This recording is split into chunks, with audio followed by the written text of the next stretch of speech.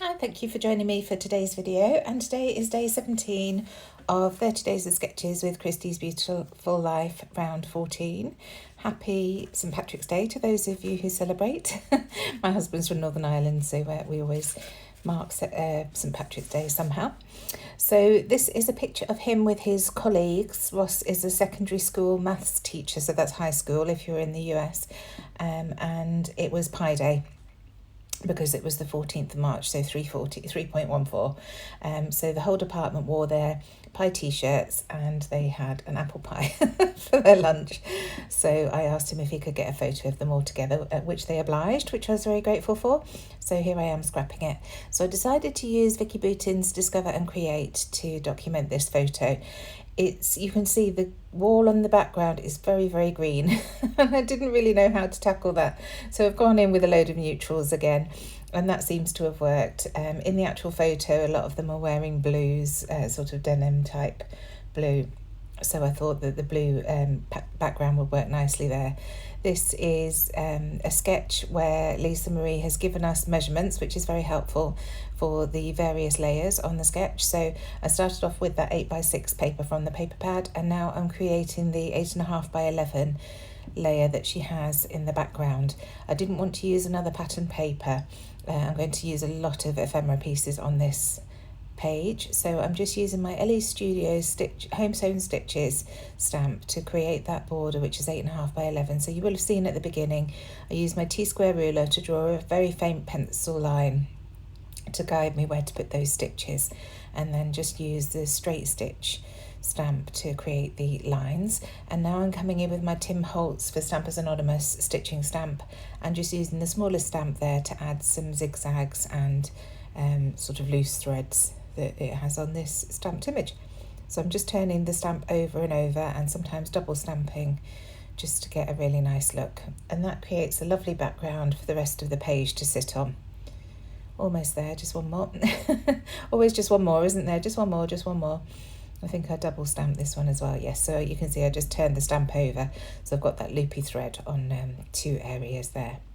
So the photo was printed out with a white background. It's just under 4x6 because I printed it in the Notes app on my iPhone. This just ensures that you get the full photo and it doesn't cut anybody off. And now I'm going through my tub of, it's papery pieces and ephemera. In this tub, I think it's predominantly papery pieces that I use, and I'm just going to build up a load of layers. And I'm afraid to say that this is where I do go off the sketch a little bit. The sketch definitely started this, but I think when I start layering I just get carried away and forget that I'm supposed to be following something that's on a page. So I'm just working out exactly where to put all these pieces. I really liked the flourish elements on that oval frame that I've got behind the paper, and I love the notebook edge on that other paper. I wanted to use that circular element because it just reminded me of pie, even though it's a colour wheel. I just thought that would work nicely here. And then this piece I'm actually going to tuck down the left hand side.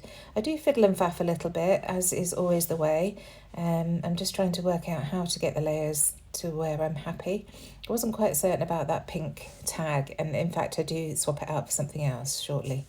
But I just see this word phrase piece. I love this piece of paper. There are two of them, thank goodness, in the papery pack, and it's so many usable phrases. This one says every picture tells a story, so I'm going to use that on this layout. And then these are the printables that we created at Hey Little Magpie for the Discover and Create collection. So you can either buy them pre-printed for you, or you can buy them as a downloadable so that you can print them as many times as you want if you've got a home printer and you're comfortable printing things. So just cutting out one of the label shapes there, I'm going to tuck it behind. Again, that moves, but I'm just finding my way at this point. I love this file tab, so I want to use that down there. And then this piece that I'm bringing in now is die cut using one of our brand new dies that are coming very soon to Hey Little Magpie. These have been designed by me, and I love this because it's 21.5 inches long, so it's a really nice long border strip to add to your layouts. So now just going through to see what else, and I saw this notebook paper, and like I say, I'm trying to fill out all the bits that are sort of school supplies, so I thought a notebook would work as well. And at the moment I'm going to add that there, but again I do move that. So there's that pink tag going, and I found this lovely clipboard clip that's going to be added to the top there. I'm not happy with the gap on the left-hand side, so we'll sort that out shortly. But just going through, and anything that I like the look of, I'm adding. There's another clipboard that gets added to the top there. Again, that does move slightly, but I'm just sort of positioning things roughly where I want them to go, and then I can have a good look at it once I've chosen everything. So here's another piece that says to-do list, and Ross always has a to-do list planning his classes, so I thought that would work. And I love this book, and I decided that's where I'm going to add my journaling. So just messing about with those things on the right hand side now, trying to work out exactly what I want to put where. I find this little pencil which I think will work nicely underneath that title, and this is where I pull out my glue and decide it's time to start gluing things down. So I'm going to stick them to one another as a block before I add them to the base, just so that I'm happy with the shape and positioning. I don't want to stick them to the base and then find they're too far shifted to the right or left. So just slowly going around, peeling everything up and getting it situated. Now I stick this photo down and you can see it's almost exactly in line with the top of that blue paper. I don't want that, I want it to overhang a little bit more like the sketch, so I will move that in a little bit. But just getting all these little bits and pieces tucked in and stuck down first. This is where I see. So just trying to pull it up, but that Nouveau glue really does hold tight.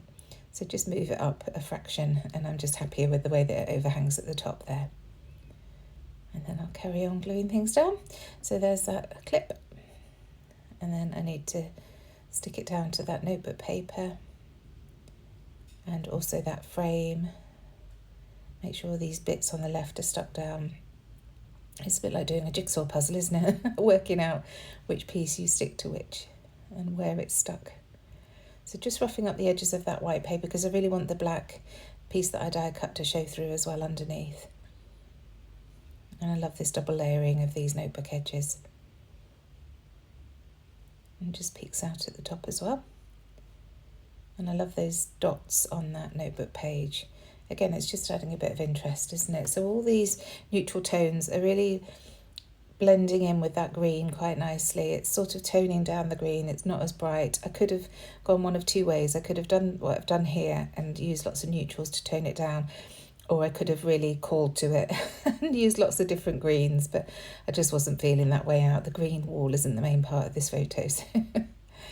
So you can see I've just moved that clipboard papery piece over to the left, and I'm much happier with that shape.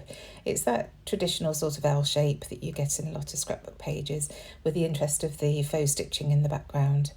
I am really pleased with how this is coming along, even though it's not quite like the sketch. I'm still keeping quite a few of the elements there.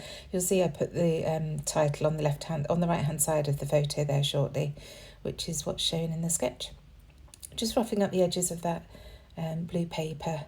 I just felt it needed that. A lot of the Vicki Boutin papers have sort of a distressed look, so I felt the need to bring that into that blue paper as well. So just using my wet glue to glue all this down, just going right the way around the edges, and then add some in the middle, making sure that I've got all the layers stuck as well.